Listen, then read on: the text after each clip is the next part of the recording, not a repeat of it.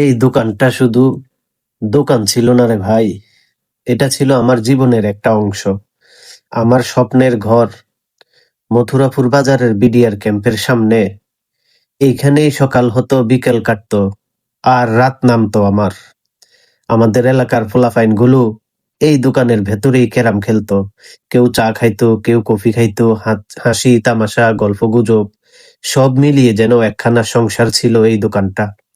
দোকানের পিছনে জানালা দিয়ে তাকাইলে দেখা মিলতো যোগপুর স্কুল, আর সেই জানালার ফাঁক দিয়ে কত স্বপ্ন উকি দিত কে জানে। আজ আমি কুয়েত প্রবাসে, কিন্তু মনটা রয়ে গেছে এখানেই। এই অ্যালুমিনিয়ামের কাউন্টার, এই জানালার ফাঁসে, আর আমার এলাকার ফলাফাইন গুলো সেই নিরহংকার হাসিতে। ধন্যবাদ আমার সেই বন্ধুকে যে এই ভিডিওটা পাঠিয়ে পুরনো দিনের গ্রামটা আবার ফিরিয়ে দিল। এই ভিডিওটা শুধু একটা দৃশ্য না, এটা আমার অতীতের সাথে দেখা করার একটা মুহূর্ত। সবাইকে অসংখ্য ধন্যবাদ। এলাকার ফলাফাইন গুলোকে খুব মনে পড়ে।